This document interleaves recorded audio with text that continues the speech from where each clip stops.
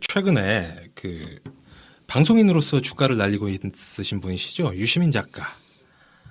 근데 이분에 대해서 어떤 뭐 이분이 다시 정치를 하는 게 아니냐 또는 정치를 다시 했으면 좋겠다. 정치를 다시 시키기 위해서 유시민 작가의 책을 불매운동을 벌여야 한다. 네. 왜냐하면 책이 너무 잘 팔리고 팔자가 좋으면은 계속 뭐 이런 하던 방송인이나 작가 일을 하실 거기 때문에 작가로서의 생계를 끊어버려서 국회의원 연봉이나 세비나 뭐 이런 거를 받게끔 만들자라는 뭐 일부 분들의 뭐 그런 애정어린 불매운동도 있었어요 최근에. 그러면 방송도 출연 금지시켜야지. 블랙리스트 만들어가지고. 그렇죠. 방송 수입이 제일 짭짤하죠. 예. 문재인 정권이 됐든 뭐 그 더민주당의 다른 후보가 대통령이 돼서 그 정권이 됐든 새로운 정권에서 블랙리스트를 만들어서 유시민 작가를 방송 출연을 못하게 만들어야 된다. 네. 뭐 이런 굉장히 극단적인 목구멍을 포도청으로 만들어서. 예. 뭐 그런 의견도 있었는데 이게 왜 사실 유시민 작가가 정치를 하셨었다가 한 10여 년 하셨었죠. 10년 정도. 그랬다가 2013년 2월 정도에 그 정계 은퇴를 선언을 하셨는데 4년이나 지난 이런 분이 왜 갑자기 요즘 다시 이렇게 정치권 쪽으로 호출이 되고 있는지 그 부분에 대해서 뭐 저희가 한번 고찰을 해보도록 하겠습니다. 이번 에피소드에서. 네. 먼저 뭐 이유부터 한번 살펴보죠. 왜 이런 뭐 얘기들이 나오는 거라고 생각을 하십니까? 이 얘기가 촉발된 직접적인 계기는 썰전에서 네. 문재인 대표가 그 영상으로 축사를 보내오셨는데 내용이 유시민 작가는 정치 안 한다. 너무 이렇게만 말씀하시지 말고 언젠가는 운명처럼 정치가 다시 유시민 작가님을 부를 때가 있지 않을까 기대하고 싶습니다. 요런 멘트를 치셨어요. 요 멘트를 치자마자 그 한동안 잠잠했던 유빠들의 가슴에 불을 지른 셈이죠. 그렇죠. 그때부터 유시민 요런 얘기가 조금씩 나오고 있습니다. 예. 권순욱 사실 이게 두 가지 감정이 교차할 거예요. 예. 유시민 작가가 정치를 할 때 정말 고생 많이 했잖아요. 고생을 많이 했기 때문에 그래 너 지금 행복하게 잘 살고 있는데 정치 다시는 하지 마라. 그냥 행복하게 살아라. 뭐 정치 안 한다는 인간 왜 자꾸 정치하라고 하냐. 이런 사람들이 있고 이 사람들은 정말 유시민을 아끼는 사람들이에요. 내가 보기에. 사랑하는 유시민을 정말 사랑하는 마음이죠. 인간적으로. 예. 근데 우리 대한민국이라는 국가 공동체를 한번 생각을 해보면 시대가 사람을 부르잖아요. 결국은 리더가 있고 네.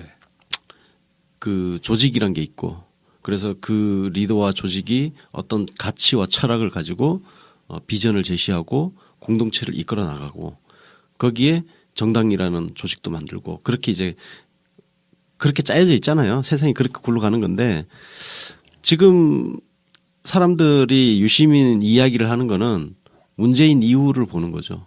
그죠?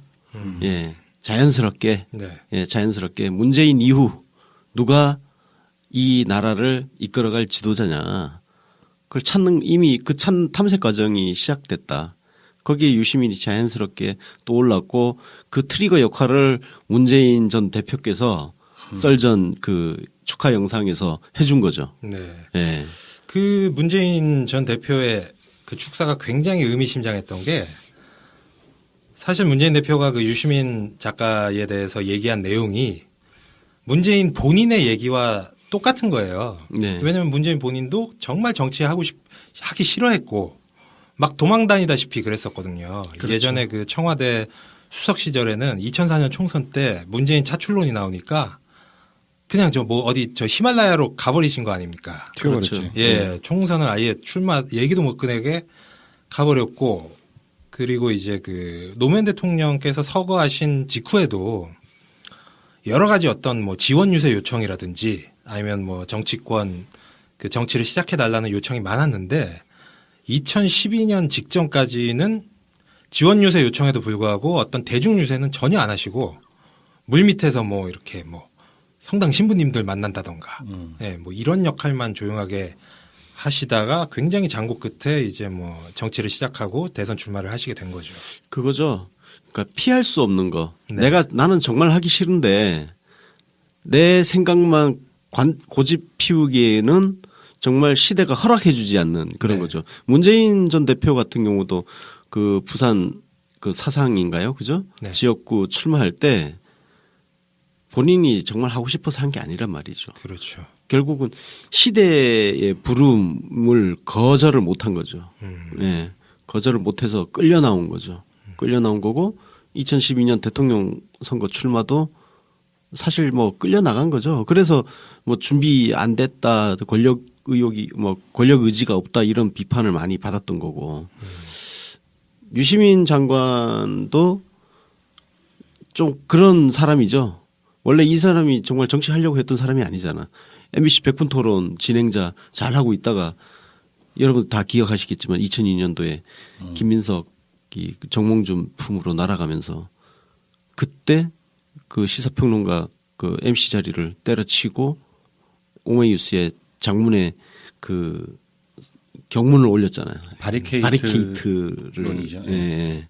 바리케이트 앞에 다시 서며 네. 뭐 그런 예 그렇게 나왔다가 정말 많이 시달렸잖아 그 뒤로 너무 고생 많이 했지. 예. 뭐 저나 김 반장이나 너무나 잘 알고 있죠. 유시민하고 사실 같은 행보를 걸었고 같은 배를 타고 활동을 예. 했었던. 그래서 그 시대를 같이 건너왔기 때문에 그 힘들었던 과정은 뭐 잘 알고 있는 건데. 네, 그렇긴 한데 그 문재인이 차출되었던 민주개혁 진영이 모두가 매달려가지고 제발 좀 나와달라고 했던 시절하고 또 지금 약간 느낌이 다른 게 그때는 진짜 선수가 너무 없어가지고 정말 그게 절실했었고 지금은 좀 우리 인재라는 측면에서 좀 배부른 상황 아닌가요? 그래서 유시민 차출론이 약간 시기상조라든가 그런 느낌은 드는데 또 그만큼 팬들의 가슴속에 끓고 있는 용암처럼 끓고 있는 그 팬심들이 지금 유시민이라는 이름을 호출하지 않나 생각합니다. 분명한 건 그때만큼 절박한 상황은 아니라는 거. 그렇죠. 문재인 차출 때만큼. 네.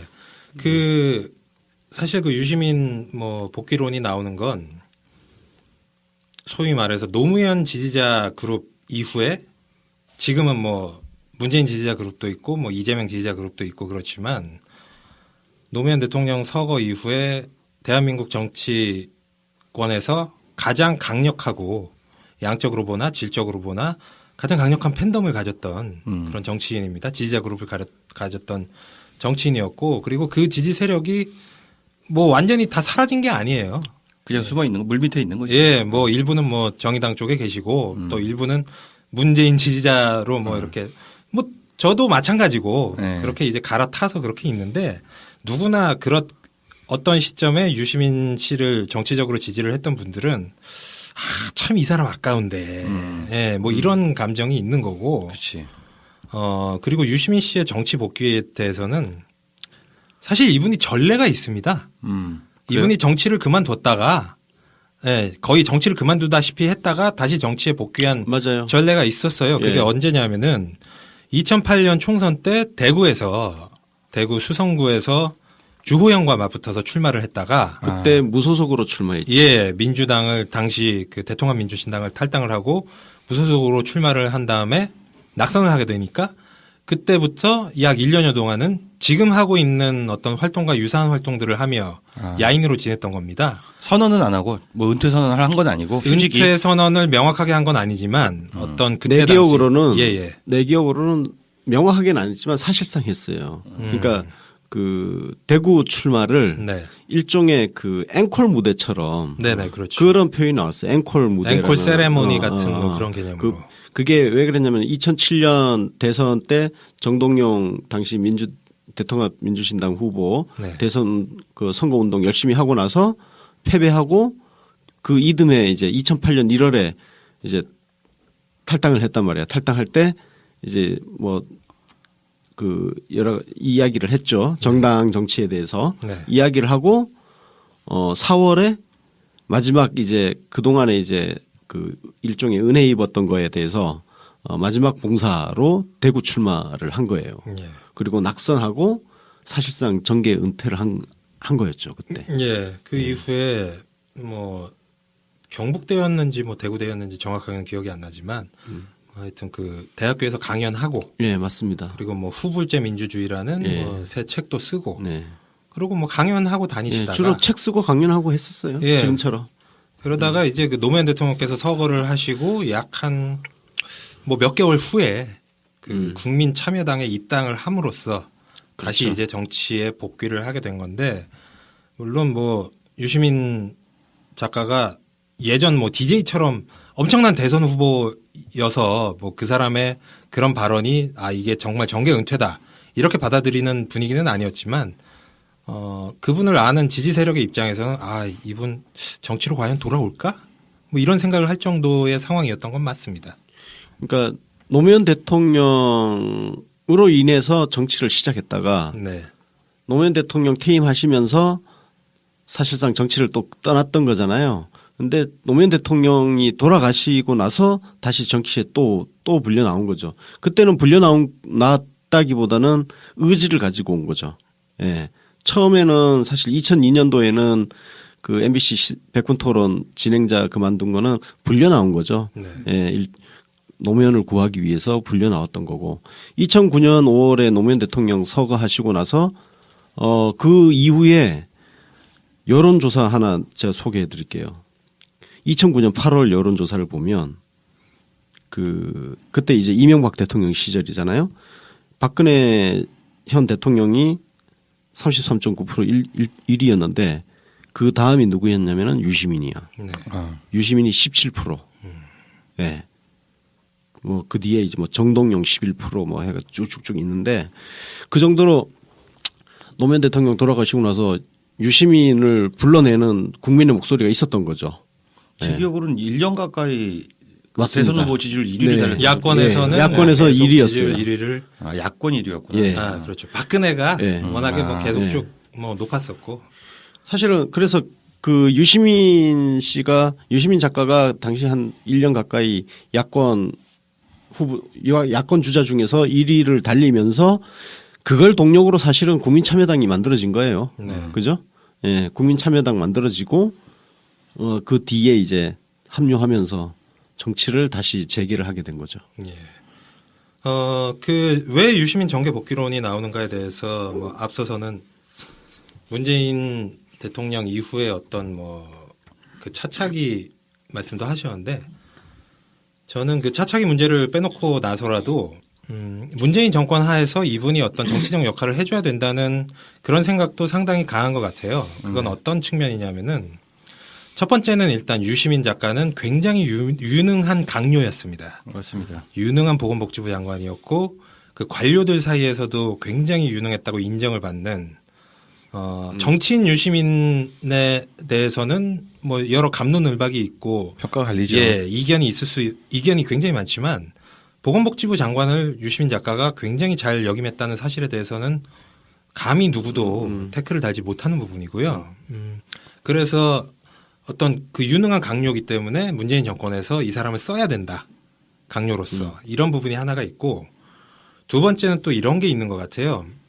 사실 노무현 대통령에게는 그 어떤 유시민 당시 전 장관이 정치적 경호실장이라는 말까지 들을 정도로 정말 빡세게 어떤 그 쉴드를 쳐주고 굳은 일 다 했지. 예, 그 강력하게 지지를 해주면서 지지 세력들의 마음과 생각을 대변해준 그런 측면이 있었거든요. 맞습니다. 그래서 사실은 노무현 지지자들의 마음이 유시민 쪽으로 거의 다 옮겨갔던 이유가 그럴 수밖에 없었던 예, 상황이에요. 예. 그런데 물론 이제 그 문재인 전 대표께서 굉장히 훌륭하고 많은 인재분들을 영입을 해서 지금 역대 더민주당과 그리고 현재 문재인 캠프의 인재풀은 정말 강력하고 많지만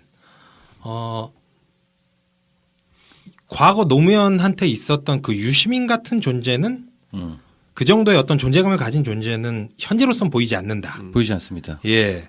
원래는 그 역할을 맡았을 법한 인물이 한 분 계시긴 했었는데 누구?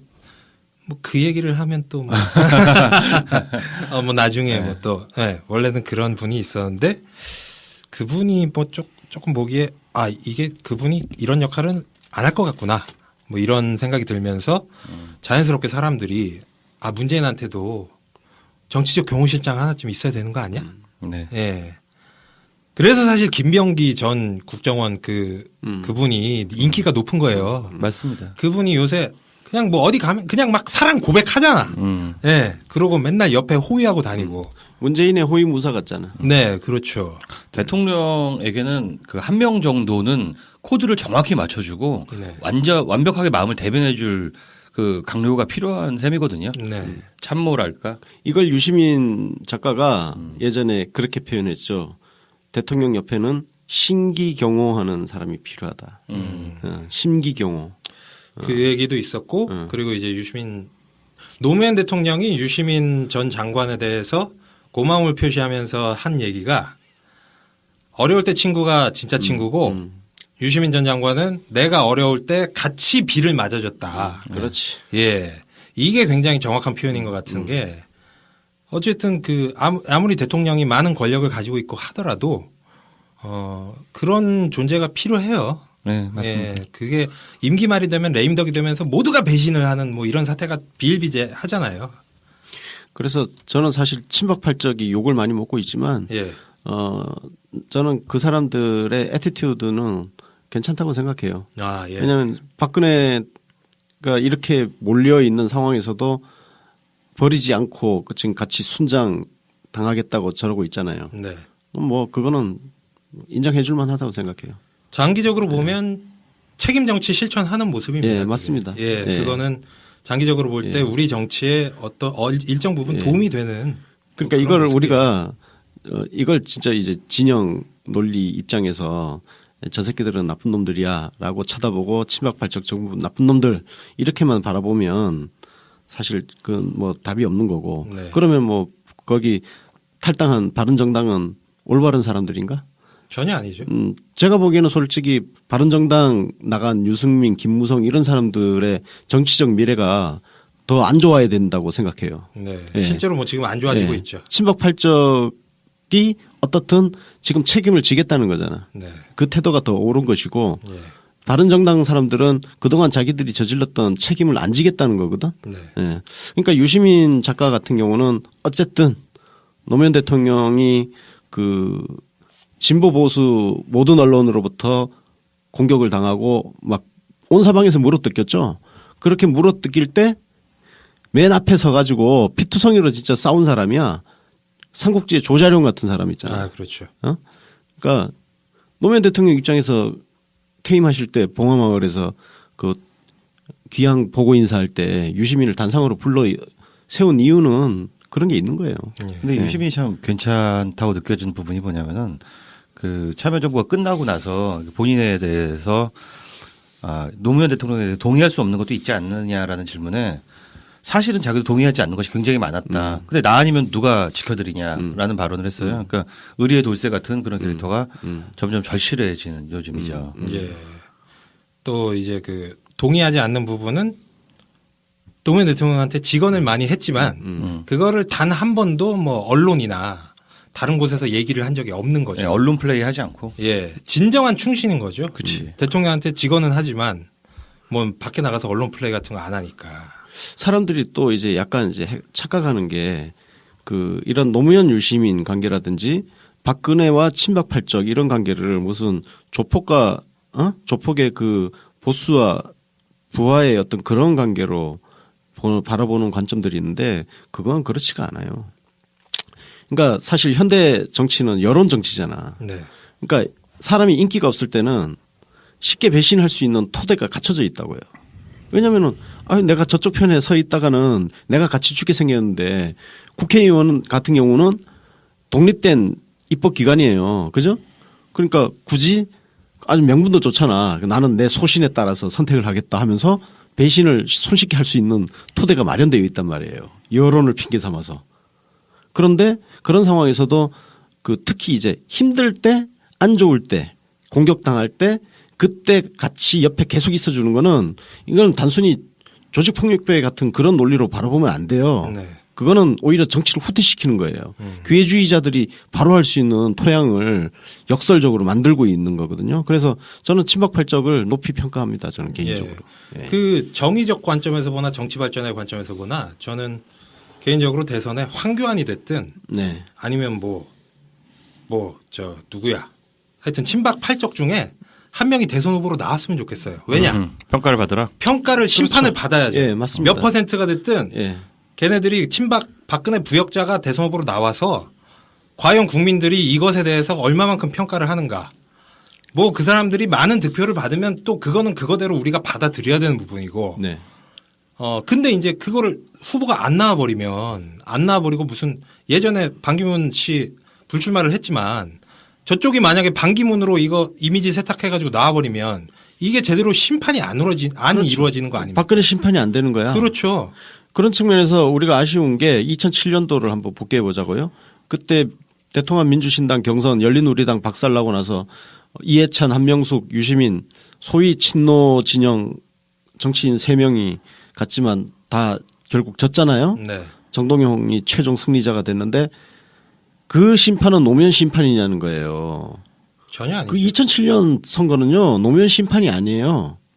그치. 심판이 된 게 아니야. 왜냐면은 정동영은 이미 노무현 배신 때리고 나간 사람이에요. 그렇죠. 그리고 참여정부를 이미 부정했고 열린우리당 다시 부셔버렸고 거기에 무슨 어떻게 책임을 물어요. 전혀 다른 정당인데. 그래서 저는 우리 자유한국당 친박 8적 꿋꿋하게 박근혜 대통령하고 임기를 같이 하고 네. 그 소신을 쭉 밀고 나가기를 바라요. 저는 개인적으로. 밀고 나가서 예. 순장되길 바랍니다. 예, 맞습니다. 예. 그거를 뭐 순장시키는 건 예. 국민의 역할이고. 그렇죠.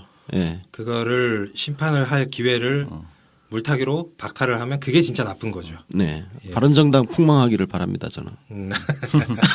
화이팅. 자, 그럼 뭐 여태까지 뭐 요 주제에 대해서 많은 얘기를 나눠봤는데 물론 이제 많은 분들은 잘 알고 계시겠지만 뭐 최근에 정치에 관심을 가지게 되셨다던가 아니면은 유시민 작가가 예전에 그 정치인으로서 활동할 때는 정치에 뭐 이렇게 관심이 없었던 분들은 뭐 대체 유시민이 그냥 뭐 베스트셀러 작가 아니야? 연예인 아니야? 뭐 연예인 아니야? 혹시 개그맨 아니야? 뭐 아니면 뭐 허지웅이랑 뭐 비슷한 어떤 이미지? 방송인. 셀럽. 예, 이런 걸로 뭐 생각하시는 분들도 있을 것 같아서 간단하게 유시민이 어떤 인물이었고 정치를 했을 때는 어떤 정치인이었는지를 뭐 브리핑을 해드리자면 뭐 이 부분 뭐 윤관 PD님이 먼저 좀 해보시겠어요? 아니면 권수영님이 먼저? 근데 사실 뭐 유시민 작가는 네. 이미 너무 유명인이라 가지고 네, 우리가 설명하기도 조금 겸연쩍긴 해요. 왜냐하면 너무나 잘 아는. 근데 왜 그래서 이렇게 근데, 예. 매니아층이 많고 예. 뭐 그 부분에 대해서 얘기를 근데 해보죠. 그 부분을 조금 말씀드리면 그 유시민 씨 같은 경우는 유시민 작가 같은 경우는 아까 우리가 노무현 지지자, 유시민 지지자 이걸 얘기했잖아요. 소위 노빠, 유빠. 네, 그게 이제 보통 연령층으로 보면 40대, 50대, 그죠? 40대, 50대 조금 젊게 가면은 30대예요. 30대는 사실 2002년 그 기점을 기산해서 보면 그때 대학생들이었어요.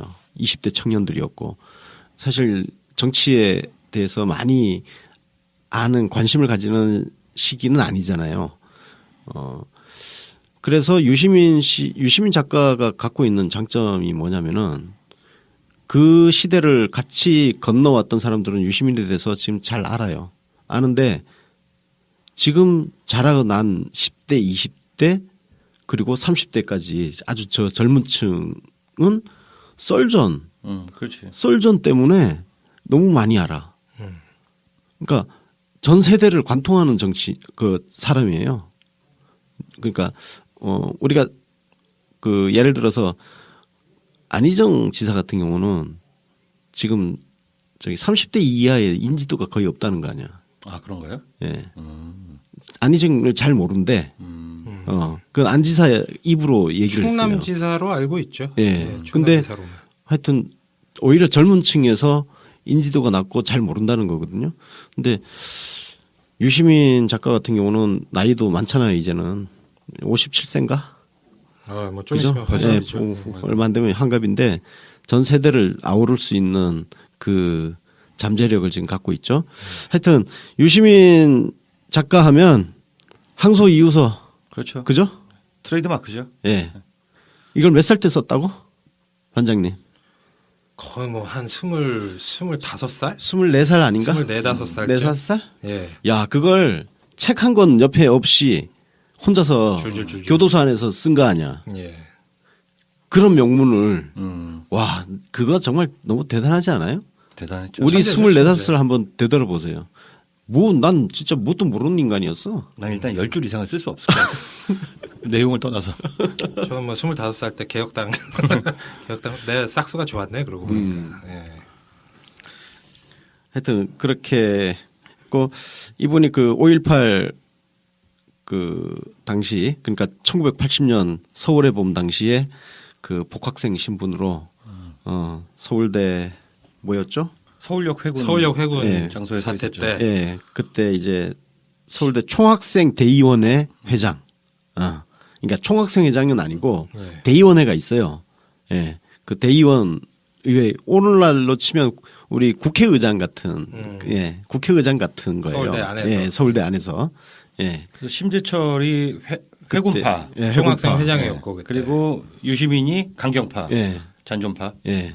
여기 또 재밌는 분이 한 분 계시는데 복학생 협의회 회장으로 이해찬 총리. 이해찬이 있지. 예, 그래서 그 재밌는 일화가 두 분이 그때 당시 둘 다 20대였죠 그때. 뭐 20대 이해찬 총리는 뭐 30대였을 이해찬은 30대였죠. 복학생이니까 예. 많이 꿇어가지고 예. 박정희 정권 때 그 운동하시다가 그래가지고 뭐 둘이 뭐 멱살 잡고 싸우는 뭐 그런 일도 예, 엄청 있었다고 싸웠다고 하는데 뭐 그 뒤로는 뭐 친해져가지고 그 이유시민 작가가 이해찬 의원 초선 의원 보좌관도 했었고. 예, 보좌관으로 정치권을 시작한 거예요. 예. 뭐 하여튼 뭐 이렇게 재밌는 얘기들이 있는데 제가 볼 때는 이 유시민이라는 인간이 왜 정치적으로 캐릭터가 이렇게 매력이 있느냐. 방금 전에 말씀하신 것처럼 이분은 일단 그 학생운동의 아이콘 같은 그런 측면이 있습니다. 이분이 총학생회장은 안 했지만 그 항소이유서라는 너무나 명문을 작성을 해서 그때 당대의 어떤 그 학생운동가들과 후대의 사람들도 다 알아요. 웬만하면 다 알아. 예, 그렇기 때문에 어떤 그 학생운동의 정통성도 일부 가지고 있고 그 뒤에는 또 이분이 독일로 경제학 그 공부를 하러 가서 IMF 때문에 뭐 박사 학위를 따지는 못했지만 어떤 그 우리가 기존의 그 트리클 다운 낙수 효과에 의존하는 성장 중심 경제가 아니라 뭐 오늘 뭐 탈당하느냐 마느냐 뭐 이런 뭐 얘기가 나오신 김종인의 경제민주화가 원래 또 뭐 독일에서 나온 거 아니겠습니까? 맞습니다. 네. 사회적 시장 경제. 예. 그래서 그 부분에 대한 이미지도 있으시고, 그 이후에는 백분 토론 진행하고 베스트셀러 작가를 하면서 어떤 이 셀레브리티, 백분 토론은 손석희 지금 JTBC 사장과 뭐 동격이에요. 쌍벽을 예, 넣죠. 맞습니다. 예, 쌍벽을 우리가 백분 토론 진행자 중에 기억에 남는 사람 두 사람 꼽으라면 손석희랑 유시민입니다. 그래서 이런 다양한 매력이 있고 그리고 이제 정치를 시작한 다음에는 개혁당과 열린우리당 활동을 통해서 당원이 주인되는 또는 시민이 주인되는 어떤 그 정당 개혁을 위해서 굉장히 투철하게 싸웠던 좋게 말하면은 그 정당 개혁가이기도 한데 또 네. 정당 브레이커라는 그렇죠, 별명도 그렇죠. 가지고 있어요. 예, 가는 당마다 다 깨지고 다 실패했다라는 오명도 사실 있는 게 사실입니다. 맞습니다. 근데 사실 이제 다 깨졌다 그러는데 처음 만든 당이 그 개혁당이잖아요. 개혁국민정당. 그죠? 개혁국민정당인데 그 정당은 사실 노무현 바리케이트 치기 위해서 급조한 정당이에요. 그죠? 근데 그런 명분이 있었던 건 또 다 아는데 그때도 되게 참 논란이 많았던 게 뭐냐면은 나는 정말 개혁적인 국민정당에 가입한 건데 왜 남의 당 후보를 지지하느냐. 그리고 왜 정권을 잡으니까 이 당을 해산하느냐. 이런 문제 갖고도 엄청나게 또 싸웠던 기억이 그렇죠. 나요.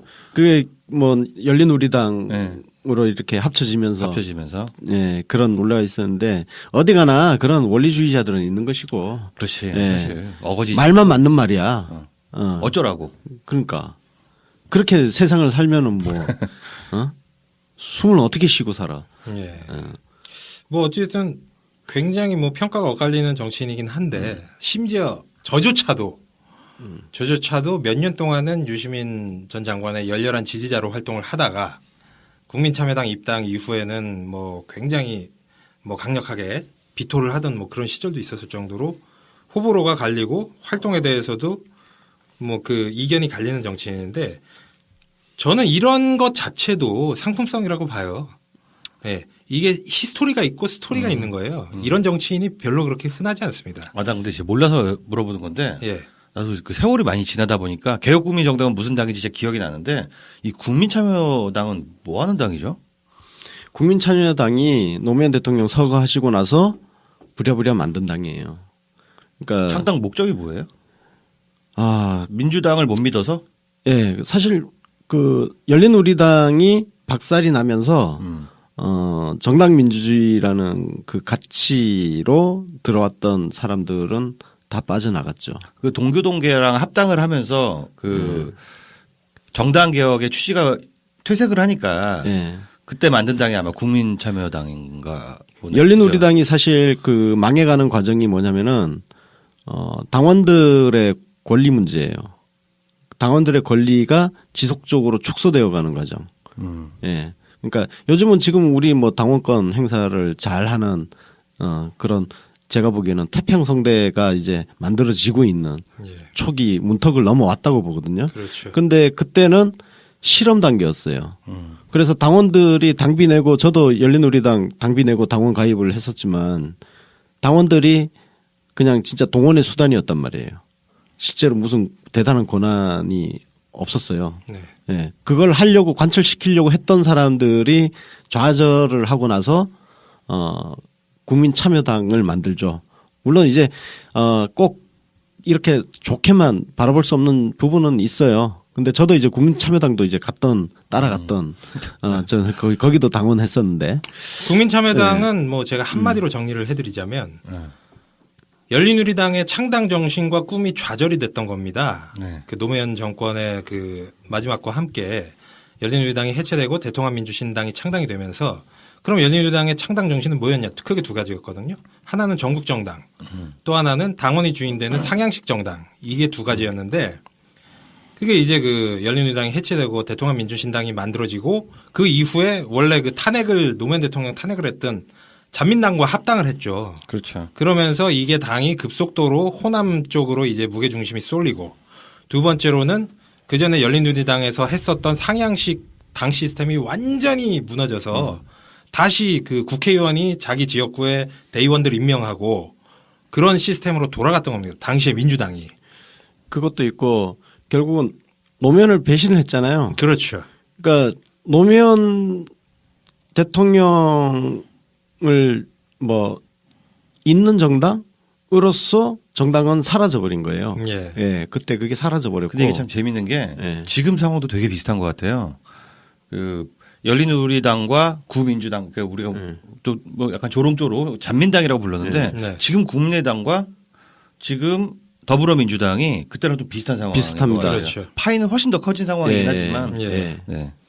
비슷했는데 하여튼 더 좋아졌고 그 이 시점에서 이제 그 유시민의 좌절이에요. 유시민은 열린우리당에서 어찌됐든 그 바리케이트 치면서 뛰어들어 가지고 노무현 대통령과 함께 좌절을 한 거죠. 네. 좌절을 했기 때문에 정당인으로서 정동영 대통령 후보를 위해서 정당인이니까 생각은 다르지만 마지막까지 선거운동을 했던 거고 그리고 내 할 일 다 의무를 다 했으니까 나는 이제 이 정당에 내 생각과 다른 이 정당에 더 이상 있을 수 없다 하고 탈당을 한 거죠.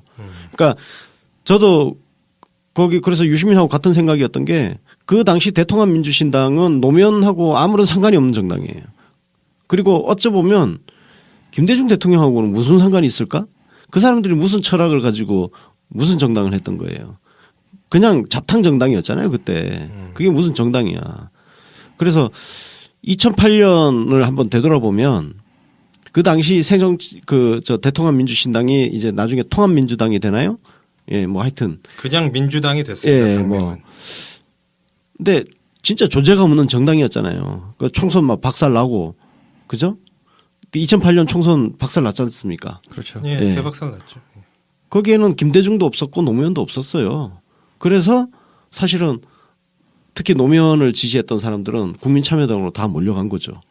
예. 저는 근데 이 문제에 대해서 이렇게 그 통합민주당은 문제가 있고 국참당은 옳았다고 단언 내리기가 어려운 게 얘기도 굉장히 복잡해지고 반대 논리도 충분히 있을 수 있거든요. 예. 그래서 그거는 또 그렇게 예. 단언 내리는 데는 저는 좀 거부감이 드는 게 예. 왜냐하면 당시에 이제 대통합민주신당에서도 훌륭하신 지금 우리 더불어민주당의 훌륭하신 자원들이 계셨던 정당이기도 하기 때문에 정통성이 영 없다라고 말하기는 좀 저는 거북한 면이 있는 것 같아요. 예. 굉장히 그 부분은 좋은 인정해요. 말씀을 예. 해주셨는데 예. 뭐 사실 요거는 이제 그 권수웅님 개인의 예. 그 관점이었고 그랬던 거고 저 같은 경우는 유시민 씨에 대한 지지를 철회를 한 게 그 국민참여당 창당 및 입당 때문에 그때 제가 지지 철회를 하고 아 그래요? 예 저한테는 굉장히 중요한 사건이었는데 제가 그때 당시에 그 지금 방금 전에 윤가피님이 말씀하신 그런 생각을 똑같이 했던 겁니다. 아. 이게 그때 당시에 물론 민주당이 굉장히 한계가 많고 문제가 많은 정당이지만 그리고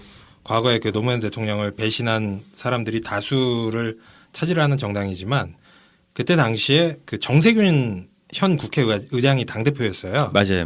예. 네. 그래서 그때 제 관점으로 보자면 민주당은 정세균 대표 체제에 의해서 조금씩 개혁이 되어가는 네네.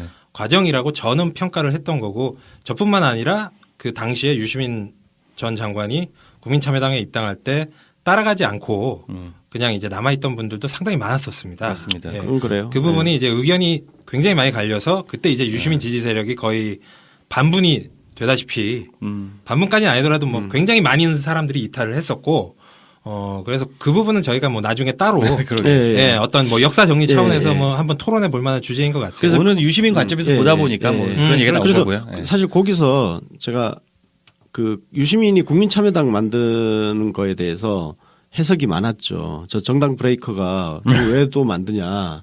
그래서 그 중에 하나 해석이 나온 게 유시민이 자기가 대선 후보가 되기 위해서 당을 만든다는 해석이 있었어요. 그건 좀 아닌 것 같아요. 그죠? 근데 이 해석이 사실 그 민주당에 남아있던 친노 사람들도 대다수 그렇게 해석을 했단 말이에요.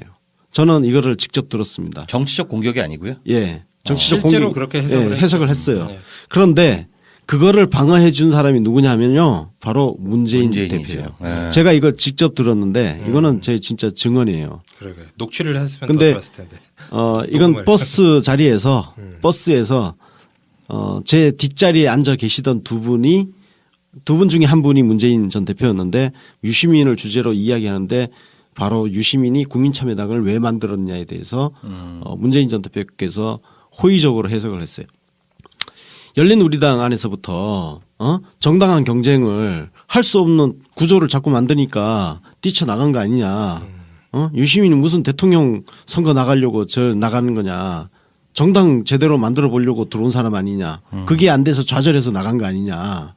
근데 그 옆에 이제 반론하신 분은 조금 전에 말씀드린 그런 유시민이 뭐 대선 대통령 후보가 해보려고 되기 하는 위해서 거다. 뭐 자기가 뭔가 주도권을 쥐고 뭘 하려고 지금 저렇게 당을 만든다 이런 식의 해석을 하더라고요. 결과론적으로 그분이 틀린 거지. 틀린 거죠. 그리고 저는 이제 문재인 전 대표의 그 말씀을 들었던 기억이 있기 때문에 썰전 영상을 딱 보면서 이건 운명처럼 점찍어놨다. 점찍어놨어. 문재인 전 대표가 신발라놨다. 유시민 작가를 정치로 꼭 불러내겠다는 생각을 갖고 계신 것 같아요. 나는 그냥 좀 예. 립서비스 같은 그런 뉘앙스로 봤는데 그게 예. 또 예. 역사를 알면 또 그렇게 관점이 예. 바뀌네요. 예. 저는 뭐 이렇게 직접 뭐 얘기를 들은 적은 없지만 그 문재인 전 대표가 정치를 시작하지 않았을 때 그때 당시에 그때가 언제였냐면은 김해을 재보선에서 그 국민참여당 이봉수 후보가 패배를 하고 그 노무현 대통령의 소위 성지를 넘겨준 거 아닙니까? 그래서 지지율이 완전히 그냥 폭락을 했어요. 네. 예, 추락 날개가 없는 그 추락 정도로 그 떨어져서 거의 뭐 유시민이 정치적으로 매장당할 위기에 처했을 때 그때 문재인 대표가 언론을 통해서 굉장히 호의적인 평가를 많이 해주셨었습니다. 그래서 소위 말하는 유시민 지지자들 중에 문재인 지지자 쪽으로 이동을 하거나 아니면 병행해서 지지를 하는 분들이 많은 게 소위 친노 쪽의 많은 정치인들마저도 유시민 전 장관에 대해서 왠가하면 다 한 번씩은 안 좋은 말 다 한 번씩 했는데 문재인 전 대표는 한 번도 없었어요. 이렇게 호불호가 갈리는 인물에 대해서 계속 칭찬만 하고 어느 정도였냐면은 심지어는 노무현의 업그레이드 버전이라는 극찬까지 했었어요. 그건 진짜 극찬인데 예. 나도 지금 생각해 보니까 두 분이 코드가 일치하는 부분이 바로 그 정당 개혁 그리고 당권을 당원에게 시민에게 이런 맞습니다. 게 맞다고 보는 게 예. 2015년 말 2016년 초에 문재인이 그 안철수파로부터 그 비주류파로부터 그렇게 당대표 자리를 내려놓으라고 했잖아요. 그때 문재인은 딱 한 가지만 지키려고 한 거예요. 시스템 공천. 결국 그 유시민의 그동안 했던 고민하고 맞닿아 있는 겁니다. 맞습니다. 예. 그러니까 거기서 동질감을 굉장히 느끼기 때문에 예. 그 썰전에서의 호의적인 발언도 나왔던 게 아닌가. 유시민이 좌절한 지점을 사실은 그러니까 문재인 전 대표가 정말 대단한 일을 한 게 뭐냐면은 지금의 더불어민주당은 과거 열린우리당하고는 비교가 안 될 정도로 강한 정당이에요. 그렇죠. 질서도 있고 그죠? 그 정당을 만든 게 문재인 전 대표예요. 그렇죠. 뚝심으로 버텨내서 만든 거예요. 그러니까 유시민이 좌절했던 지점을 문재인 전 대표가 극복해내고 지금 만들어내는 과정이거든요. 예. 물론 지금 이게 확고하게 다져졌다고 볼 수 없어요. 지금부터 계속 그 다져 나가야 되는 이제 출발선상에 지금 서 있는 과정에 있는데 좀 뭐 그런 당원들이 그런 과정들을 거친 사람들이 많기 때문에 열린우리당의 기억이 있기 때문에 실패를 반복하지 않으려는 그 내성 그 뭐 의지 이런 것들이 굉장히 강하게 있다고 봐요. 그럼 문재인은 유시민한테 너 입각해서 나 좀 도와줘라고 말할 명분이 분명히 있는 게 너 그렇게 다양한 시도하고 실험하고 좌절한 부분 내가 완성했잖아. 그럼 이 시스템 그대로 성공할 수 있도록 네가 나한테 또 도와줘야 되잖아. 라는 말을 할 수가 있겠다는 생각이 들어요. 네. 현존하는 정치인 중에서 유시민한테 정계 복귀를 강력하게 압박을 할 수 있는 유일한 정치인이 문재인 전 대표죠. 그러네. 예. 아니 진짜 할 말이 너무나 많은 거예요. 네가 그렇게 유시민 씨 당신이 그렇게 이루고 싶었던 정당 내가 정말 온몸에 칼 맞아가면서 내가 만들었는데 이게 이렇게 얽히고 설키는 거야. 역사가 반복되는 게 원래 노무현 대통령이 대통령 되고 나서 문재인 그 전 대표한테 도와달라고 그러니까 자기 안 들어간다고. 자기는 그냥 뭐 부산에서 뭐 그냥 외곽에서 그랬는데 노무현 대통령이 역정을 팍 내면서 너 내가 이렇게 친구가 이렇게 고생하는데 왜 너만 뭐 썩 빠져가지고 편하게 살려고 그래. 이런 식으로 얘기를 해서 결국 민정수석을 수락을 한 거 아닙니까. 근데 이게 대를 이어서 문재인 전 대표와 유시민 전 장관한테도 이런 명분이 되는 거예요. 우리도 진짜 대단한 게 예. 어쩌면 이 모든 얘기들이 썰전에서 축사 어쩌면 립서비스일지도 모르는 그 말 한마디를 갖고 지금 1시간을 방송을 하고 있어. 깍두기 한 접시로 지금 한정식을 차리고 있죠. 예. 듣다 보니 막 우리가 설득돼. 예. 대단한 뭐 그 아니 근데 일을 그 하고 썰전 얘기하니까 예. 그 썰전에서 힌트가 많이 나왔어요. 유시민 작가도 썰전에서 그때 작년 탄핵 국면에서 거국 내각 총리 이야기 나오고 할 때 총리 제안이 오면 어떻게 할 거냐 예. 그런 질문이 있었잖아요. 맞아. 그 장면이 있었어요. 근데 네. 그거는 받을 수 있다 그랬잖아. 맞아요. 선출직은 아니지만 뭐 임명직은 뭐 이건 내각은 예. 관료예요. 그렇죠. 그러니까 유시민은 그 직업 정치인을 은퇴를 한 거야. 네. 그러니까 내각으로 들어가는 거는 전혀 상관이 없는 문제예요. 행정가죠, 네. 행정가. 그러니까 행정 공무원이지 뭐 예. 공무원. 네. 그러니까 장관이나 뭐 총리 그다음에 그 청와대 각 뭐 수석 여러 수석 이쪽까지 은퇴한 건 아니야. 그렇죠. 그러니까 유시민한테도 여지가 있는 거예요. 예. 예. 우리가 뭐 어느 뭐 대학에서 교수하시던 분이 어느 날 장관에 입각했다고 해서 그분이 뭐 정치를 시작하셨다 뭐 이렇게 그런 표현은 평가하는 건 안 쓰죠. 아니지 않습니까? 그런 표현 쓰지 않죠. 예. 뭐 예를 들어서 뭐 지금 황교안 씨를 정치인으로 분류하지도 않았었고 그렇죠. 최근까지는 예. 지금은 뭐 대선 후보 여론조사에 나오니까 뭐 정치인 비슷하게 평가를 받습니다. 그렇다고 정치인은 아니잖아. 그렇죠. 예. 자, 그럼 뭐 저희가 뭐 많은 얘기를 해봤는데 그럼 결론적으로 뭐 이렇게 떡밥 하나 가지고 뭐 한정식을 차려놨지만 일단 유시민 정계 복귀가 그럼 현실적으로 가능하면 만약에 정계 복귀를 한다면 그 조건은 무엇인가? 그리고 만약에 유시민 전 장관이 정계 복귀를 실제로 하게 된다면 그것은 뭐 유시민 개인에게 있어서나 뭐 우리 야권 정치 또는 전체 정치에 있어서 어떤 의미와 영향을 가질 것인가에 대해서 뭐 한번 자유롭게 얘기를 나눠보는 시간을 가지도록 하죠. 네네. 유시민이 그 정계 은퇴를 한 데는 잦은 실패도 있긴 있는데 본인이 본인의 한계를 잘 알고 있었다는 점입니다. 그게 뭐냐면은 유시민은 정말 엄청나게 강력한 팬덤을 가지고 있는데 그에 반해서 엄청난 비토층을 거느리고 있는 사람이에요. 그게 본인의 한계인 거예요. 그러니까 지지율이 17%, 15% 이렇게 엄청나게 단단하지만 사실은 굉장히 다양한 비토층이 있어요. 뭐냐면은 그 백바지로 표현되는 건방진 진보, 싸가지 없는 진보라고 비판했던 소위 이제 호남 동교동계 비판이 있었고요. 또 정당 파괴를 하는 과정에서 그 피해자가 되었던 사람들이 또 있고요.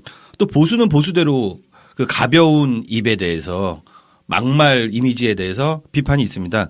근데 이거 다 털고 보면은 진짜 본질은 친노 정치인이라는 거예요. 예. 그 당시에 노무현 대통령이 후반에 정말 다양한 공격을 받았고 피를 다 뒤집었어요. 열심히 방어를 하다가. 그러고서 사람들이 손가락질한 겁니다. 저 피 묻은 친노 정치인. 근데 그걸 다양한 이름으로 정당 브레이커 그리고 백바지 촉새 그런 식으로 비판이 들어왔던 거예요. 그런데 지금 만약에 복귀를 할 수 있는 저는 강력한 근거가 되는 것은 지금은 친노라는 라떼루가 절대로 손해가 아닙니다.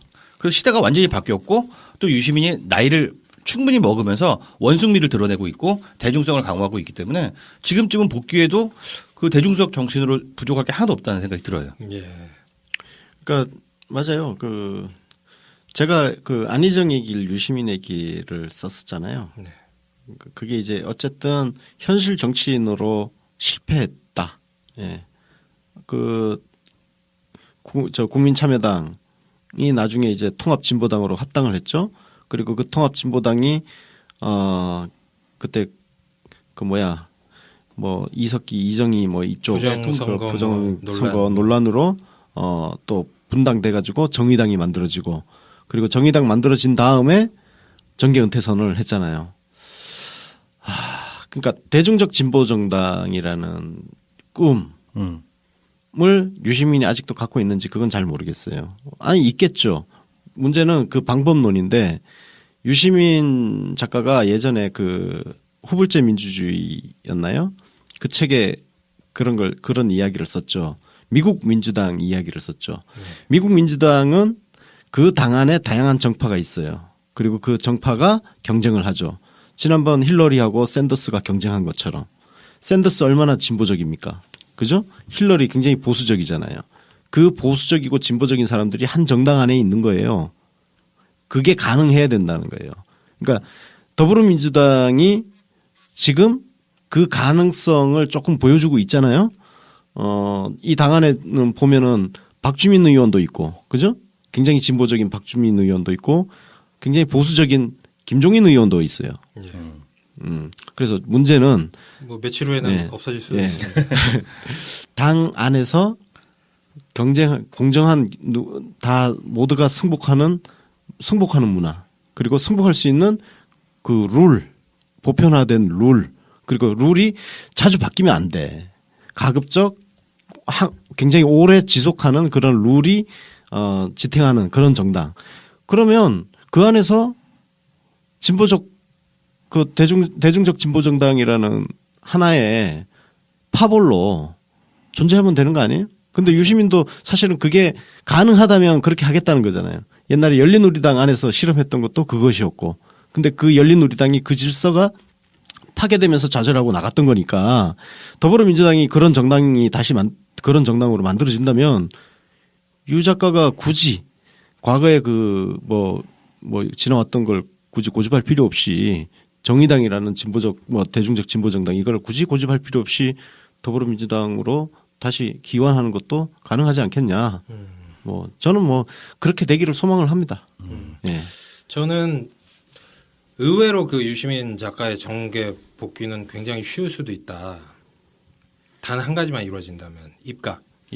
예, 맞습니다. 제가 그걸 왜 그렇게 보냐면은 최근에 그 황교안 사태를 보면서 포지션과 그 캐릭터만 매칭이 된다면 그 될 만한 사람이 그 내각의 자리에 있고 그리고 그 타이밍이 맞아서 그 사람이 어떤 그 분포하고 있는 지지 세력을 대변을 할 수 있는 캐릭터가 된다면 내각을 한 번 한 것만으로도 대선 후보가 되는 거예요. 그렇죠. 예. 실제로 그런 사례가 많았습니다. 과거 노무현 정부 때 고건 총리도 그랬었고. 정운찬. 예. 정운찬 총리도 그랬었고. 실제로 때문에. 유시민도 그런 거예요. 그렇죠. 유시민도 그때 그 당내 반발뿐만 아니라 유시민 복지부 장관 임명할 때 다 예. 기억하시죠. 심지어 이해찬 당시 총리도 반대하는 거를 노무현 대통령이 그럴 그거는 거면 당신이 예. 사표 쓰라고 총리 당신이 사표 쓰라고. 예. 그 노무현 대통령이 그렇게 자기 주장을 밀어붙인 게 그렇게 케이스가 많지 않은데 네. 예, 그 중에 하나가 유시민 장관 장관 시킬 때. 예. 그러니까 근데 막상 시켜놓으니까 엄청 잘하잖아. 잘했지. 그러니까 국회의원 때는 나는 한나라당 박멸을 위한 역사적 사명을 띠고 태어났다 이렇게 얘기했던 사람이 정영근 앞에 가서 90도로 고개 숙이고 인사하고 예, 장관 어찌나 저 자세로 그렇게 잘 나오는지 유들들하게 살살 웃으면서 예. 그러니까 자기 위치에서 자기 할 일을 하는 거예요. 자기가 국회의원일 때는 자기를 지지해 준 사람들을 위해서 빡시게 싸우고 근데 장관을 갔을 때는 장관이라는 거는 일을 해야 되는 자리잖아. 그러니까 일을 하려면 여야 협조를 다 얻어야 돼. 얻어야 되니까 가서 살살살살 웃으면서 고개 꼬박꼬박 숙이면서 하잖아요. 그래서 잘 했잖아. 그뿐 아니라 정책 세일즈를 진짜 잘 기가 막히게 했어요. 그렇죠. 그 유관부서들이 굉장히 많고 그 라이벌 정부에 가서 지금 안희정 지사가 하고 있는 얘기가 이거잖아. 뭐냐면 선의를 인정한다. 그 사실 맞긴 맞는 말씀이에요. 근데 유시민의 포지션이 그보다 조금 더 한 수 위인 부분이 있어요. 그러니까 선의로 안 보면 어떻게 맨날 싸우면서 어떻게 해결할 거냐 대안이 있느냐라고 묻는다면 저는 그 대안이 유시민의 내재적 접근이라고 생각을 해요. 네. 유시민은 그 정책 세일즈를 하거나 숙적들을 상대할 때 내재적 접근을 하는데 그게 당신이 착한 선의를 가지고 있다. 여기서 시작하는 게 아니라 저 사람이 뭐가 필요하고 뭐가 가려운지 어떻게 하면 저 사람 체면을 살려줄지 이런 걸 되게 간파를 잘하는 거야. 네. 상대방을 악마로 규정하는 대신에 이익과 손해를 따지는 사람으로 이해하고 저 사람이 명예에 집착하면 명예를 주고 그런 식으로 딜을 되게 잘했던 사람이죠. 그죠? 유능해요. 네, 진짜 네. 유능해요. 그래서 저는 만약에 유시민 작가가 정계 복귀를 한다면 과거에 뭐 정당개혁 운동가 이걸로는 전혀 복귀를 하지 않을 것이다. 그렇죠. 맞아요. 그 부분은 뭐 상당 부분 또 해결이 되기도 했고. 문재인 좋잖아요, 지금. 대표가 했어. 예, 이미 다 해결이 됐고. 그래서 이분이 정계 복귀를 하게 된다면 그것도 뭐 역시 이제 국민들이 호출을 하는 너 뭐 다시 한번 해봐 이런 거가 될 텐데 그때는 유능한 국가 경영인 뭐 그런 걸로 이제 복귀를 하게 될 겁니다. 실제로 그래요. 유능하기도 하고 그리고 또 이 유시민 전 장관의 특성상 자기 분야 일만 잘하는 게 아니라 어떤 그 문재인 정부의 어떤 뭐 전체 정책 철학이라던가 이런 노선에 대해서 존재하는 내각 중에서 가장 해박하고 가장 대중적으로 이것을 잘 전파하고 설명할 수 있는 사람이 될 것이다. 왜냐하면은 예. 이미 유시민이 쓴 대한민국 개조론을 보면 네. 노무현 정부의 성격을 다 규정을 해놨죠. 설명을 해놨죠. 네네. 근데 그게 지금 이어져 오고 있어요. 그렇죠. 그게 근데 개선돼서 가는 유시민처럼 그걸 쉽게 정책을 그렇게 쉽게 잘 풀어낼 수 있는 사람이 누가 있어. 예. 그렇게 되면 뭐 일도 잘해. 유능해. 거기에다 일하는 과정에서 뭐 여야 대화 거래 이런 것도 잘해. 거기에다가 문재인 정권을 계승하고 또 그거를 발전시킬 철학도 완벽한 뭐 사람이야. 그럼 이건 그냥 대선 후보 직방 가는 거예요. 그렇죠. 근데 문제가 뭐냐면은 예. 또 유시민의 특징이 자기 객관화를 잘하는데 네. 자기 객관화를 너무 심하게 해. 무슨 말이냐면 가혹하게 하죠. 지금 그 청와대에 입각을 하려고 할 때 나 아니어도 잘할 사람이 많다면 나보다 조금 못한 사람들이 자리를 채우고 있더라도 절대 안 갑니다. 예.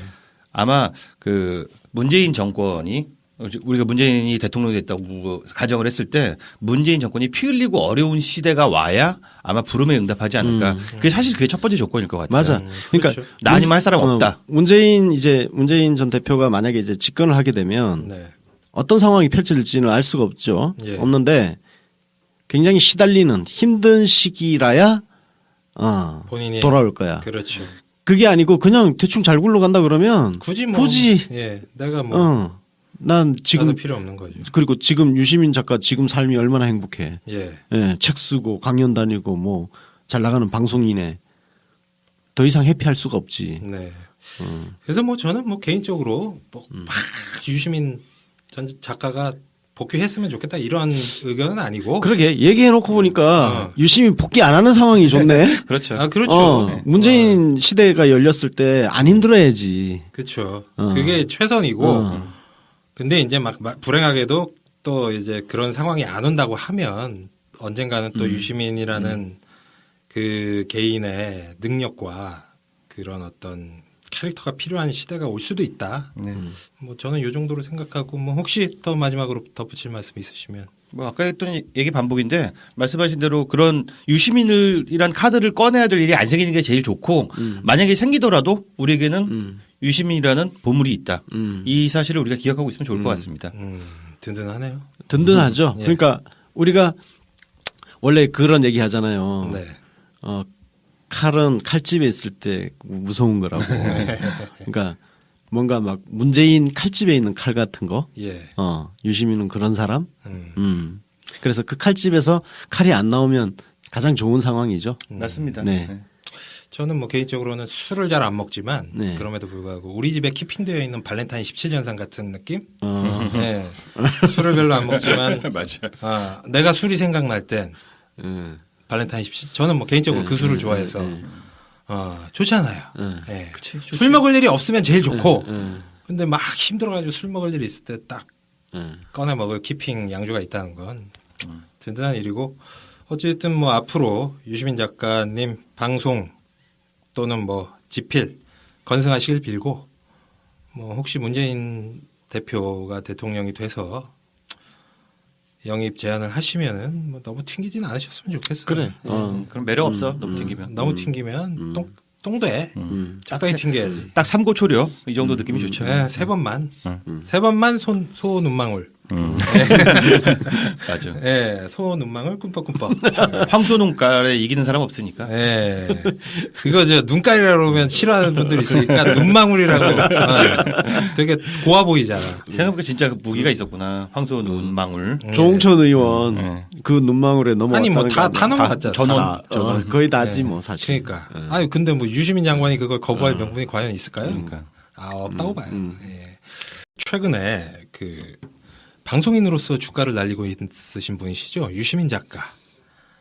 근데 이분에 대해서 어떤 뭐 이분이 다시 정치를 하는 게 아니냐 또는 정치를 다시 했으면 좋겠다. 정치를 다시 시키기 위해서 유시민 작가의 책을 불매운동을 벌여야 한다.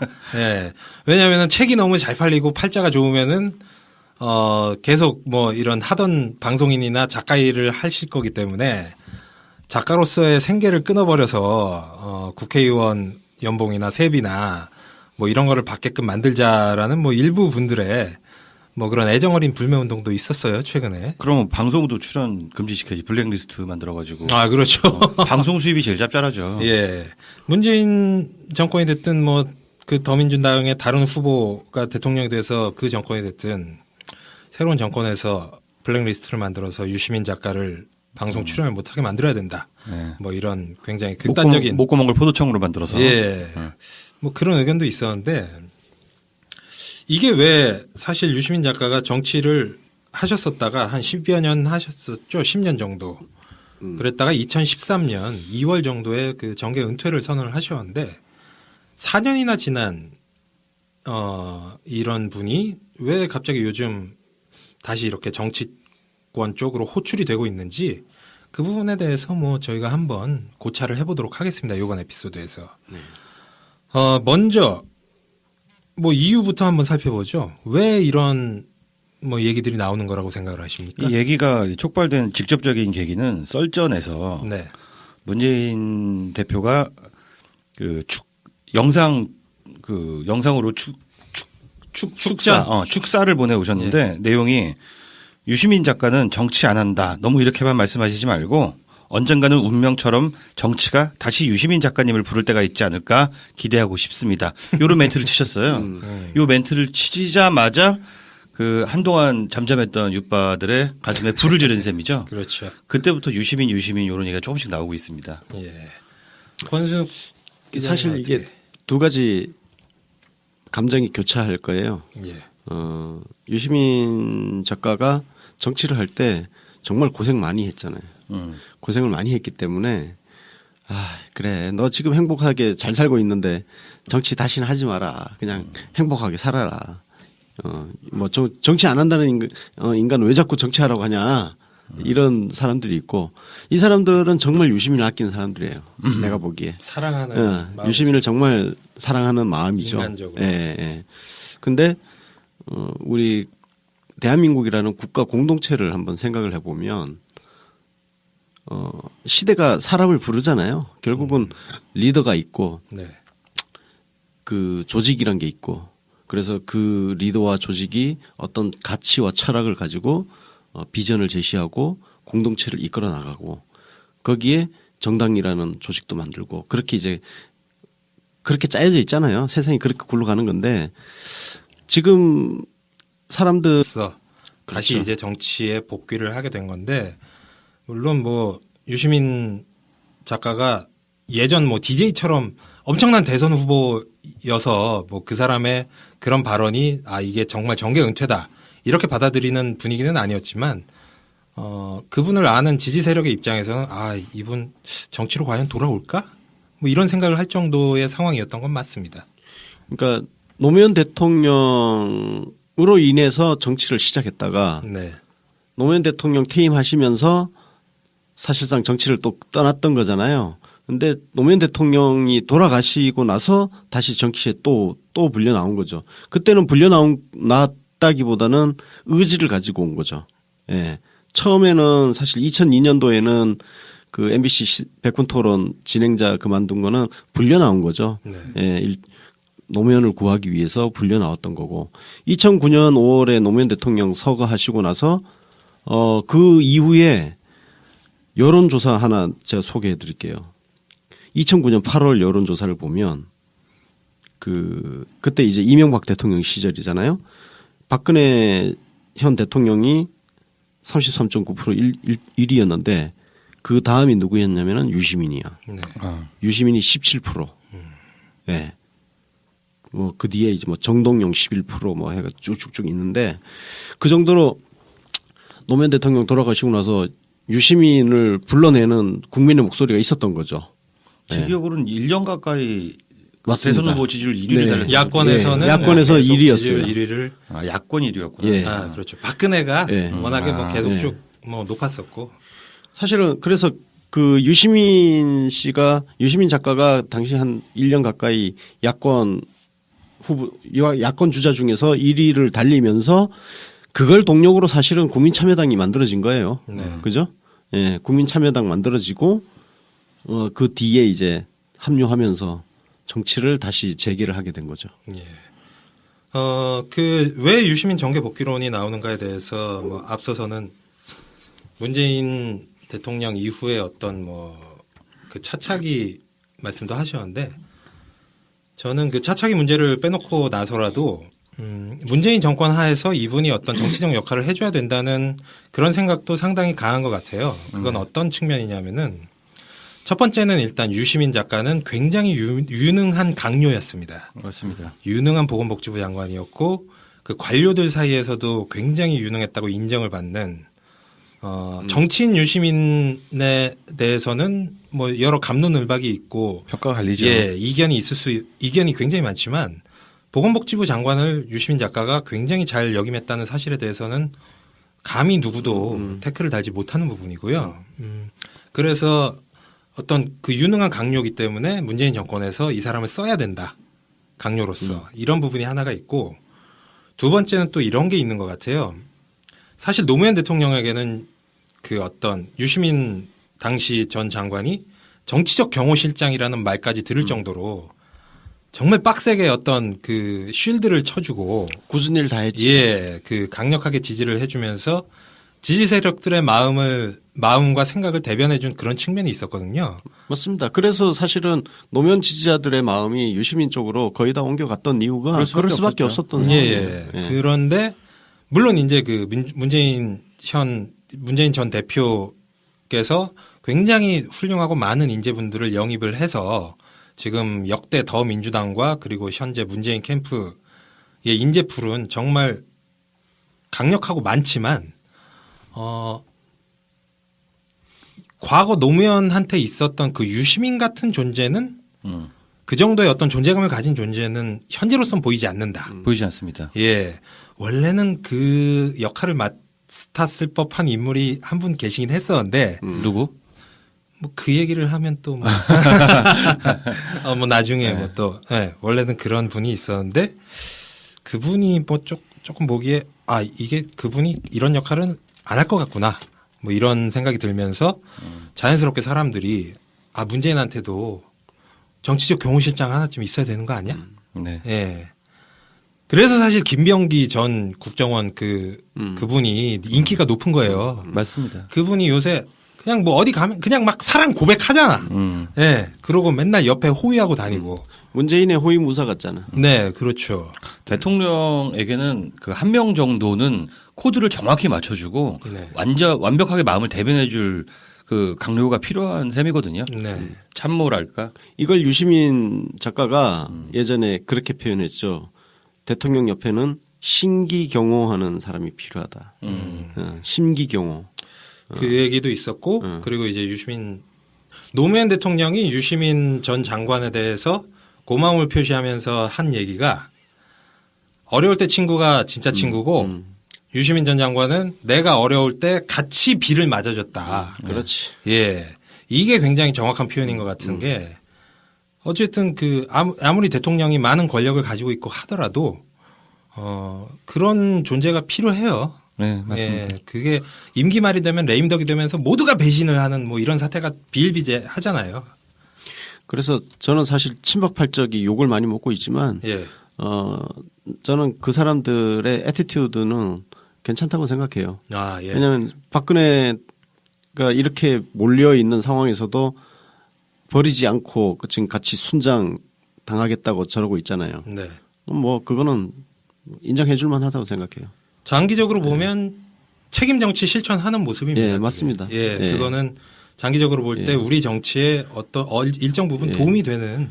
그러니까 이걸 우리가 이걸 진짜 이제 진영 논리 입장에서 저 새끼들은 나쁜 놈들이야라고 쳐다보고 친박발적 정부 나쁜 놈들 이렇게만 바라보면 사실 그건 뭐 답이 없는 거고. 네. 그러면 뭐 거기 탈당한 바른정당은 올바른 사람들인가? 전혀 아니죠.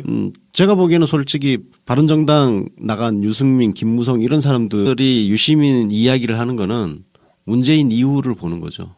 그죠? 예. 자연스럽게. 네. 예, 자연스럽게 문재인 이후 누가 이 나라를 이끌어갈 지도자냐. 그걸 찾는 이미 그 탐색 과정이 시작됐다. 거기에 유시민이 자연스럽게 떠올랐고 그 트리거 역할을 문재인 전 대표께서 썰전 그 축하 영상에서 해준 거죠. 네. 예. 그 문재인 전 대표의 그 축사가 굉장히 의미심장했던 게 사실 문재인 대표가 그 유시민 작가에 대해서 얘기한 내용이 문재인 본인의 얘기와 똑같은 거예요. 네. 왜냐하면 문재인 본인도 정말 하기 싫어했고 막 도망 다니다시피 그랬었거든요. 그렇죠. 예전에 그 청와대 수석 시절에는 2004년 총선 때 문재인 차출론이 나오니까 그냥 어디 히말라야로 가버리신 거 아닙니까? 튀어버렸지. 예, 총선을 아예 출마 얘기도 못 꺼내게 가버렸고 그리고 이제 그 노무현 대통령께서 서거하신 직후에도 여러 가지 어떤 뭐 지원 유세 요청이라든지 아니면 뭐 정치권 그 정치를 시작해 달라는 요청이 많았는데 2012년 직전까지는 지원 유세 요청에도 불구하고 어떤 대중 유세는 전혀 안 하시고 물밑에서 뭐 이렇게 뭐 성당 신부님들 만난다던가 예, 뭐 이런 역할만 조용하게 하시다가 굉장히 장고 끝에 이제 뭐 정치를 시작하고 대선 출마를 하시게 된 거죠. 그거죠. 그러니까 피할 수 없는 거. 네. 나는 정말 하기 싫은데 내 생각만 고집 피우기에는 정말 시대가 허락해 주지 않는 그런 네. 거죠. 문재인 전 대표 같은 경우도 그 부산 그 사상인가요? 그죠? 네. 지역구 출마할 때 본인이 정말 하고 싶어서 한 게 아니란 말이죠. 그렇죠. 결국은 시대의 부름을 거절을 못한 거죠. 예. 거절을 못해서 끌려 나온 거죠. 끌려 나온 거고 2012년 대통령 선거 출마도 사실 뭐 끌려 나간 거죠. 그래서 뭐 준비 안 됐다, 권력 의혹이 뭐 권력 의지가 없다 이런 비판을 많이 받았던 거고. 유시민 장관도 좀 그런 사람이죠. 원래 이 사람이 정말 정치하려고 했던 사람이 아니잖아. MBC 100분 토론 진행자 잘 하고 있다가 여러분 다 기억하시겠지만 2002년도에 김민석이 정몽준 품으로 날아가면서 그때 그 시사평론가 그 MC 자리를 때려치고 오마이뉴스의 장문에 그 경문을 올렸잖아요. 바리케이트를 론이죠. 예, 예. 바리케이트 앞에 다시 서며 네. 뭐 그런 예 그렇게 나왔다가 정말 많이 시달렸잖아 그 뒤로 너무 고생 많이 했지. 예. 뭐 저나 김 반장이나 너무나 잘 알고 있죠. 유시민하고 사실 같은 행보를 걸었고 같은 배를 타고 활동을 예. 했었던. 그래서 그 시대를 같이 건너왔기 때문에 그 힘들었던 과정은 뭐 잘 알고 있는 건데. 네, 그렇긴 한데 그 문재인이 차출되었던 민주개혁 진영이 모두가 매달려가지고 제발 좀 나와달라고 했던 시절하고 또 지금 약간 느낌이 다른 게 그때는 진짜 선수가 너무 없어가지고 정말 그게 절실했었고 지금은 좀 우리 인재라는 측면에서 좀 배부른 상황 아닌가요? 그래서 유시민 차출론이 약간 시기상조라든가 그런 느낌은 드는데 또 그만큼 팬들의 가슴속에 끓고 있는 용암처럼 끓고 있는 그 팬심들이 지금 유시민이라는 이름을 호출하지 않나 생각합니다. 분명한 건 그때만큼 절박한 상황은 아니라는 거. 그렇죠. 문재인 차출 때만큼. 네. 사실 그 유시민 뭐 복귀론이 나오는 건 소위 말해서 노무현 지지자 그룹 이후에 지금은 뭐 문재인 지지자 그룹도 있고 뭐 이재명 지지자 그룹도 있고 그렇지만 노무현 대통령 서거 이후에 대한민국 정치권에서 가장 강력하고 양적으로 보나 질적으로 보나 가장 강력한 팬덤을 가졌던 그런 정치인입니다. 지지자 그룹을 가졌던 정치인이었고 그리고 그 지지 세력이 뭐 완전히 다 사라진 게 아니에요. 그냥 숨어 있는 거, 물 밑에 있는 거죠. 예, 뭐 일부는 뭐 정의당 쪽에 계시고 또 일부는 문재인 지지자로 뭐 이렇게 뭐 저도 마찬가지고 네. 그렇게 이제 갈아타서 그렇게 있는데 누구나 어떤 시점에 유시민 씨를 정치적으로 지지를 했던 분들은 참 이 사람 아까운데 예, 뭐 이런 감정이 있는 거고 그렇지. 그리고 유시민 씨의 정치 복귀에 대해서는 사실 이분이 전례가 있습니다. 이분이 정치를 그만뒀다가 예, 거의 정치를 그만두다시피 했다가 다시 정치에 복귀한 맞아요. 전례가 있었어요. 그게 예. 언제냐면은 2008년 총선 때 대구 수성구에서 주호영과 맞붙어서 출마를 했다가 그때 무소속으로 출마했죠. 예, 민주당을 당시 그 대통합민주신당을 탈당을 하고 무소속으로 출마를 한 다음에 낙선을 하게 되니까 그때부터 약 1년여 동안은 지금 하고 있는 어떤 활동과 유사한 활동들을 하며 야인으로 지냈던 겁니다. 선언은 안 하고 뭐 은퇴 선언을 한 건 아니고 휴직이. 은퇴 선언을 명확하게 한 건 아니지만 어떤 그때 내 기억으로는 예. 내 기억으로는 명확하게는 아니지만 사실상 했어요. 그러니까 그 대구 출마를 네. 일종의 그 앵콜 무대처럼 네네, 그렇죠. 그런 표현이 나왔어요. 앵콜 무대. 앵콜 세레모니 같은 뭐 그런 개념으로.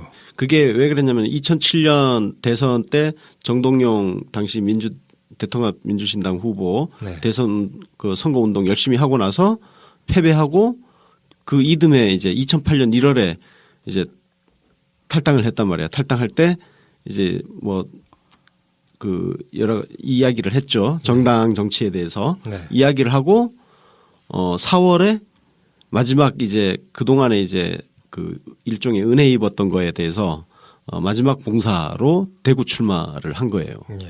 그리고 낙선하고 사실상 정계 은퇴를 한 거였죠 그때. 예, 그 이후에 뭐 경북대였는지 뭐 대구대였는지 정확하게는 기억이 안 나지만 하여튼 그 대학교에서 강연하고 예, 맞습니다. 그리고 뭐 후불제 민주주의라는 예. 뭐 새 책도 쓰고 네. 그리고 뭐 강연하고 예, 다니시다가 주로 책 쓰고 강연하고 했었어요. 예. 지금처럼. 그러다가 이제 그 노무현 대통령께서 서거를 하시고 약 한 뭐 몇 개월 후에 그 국민참여당에 입당을 함으로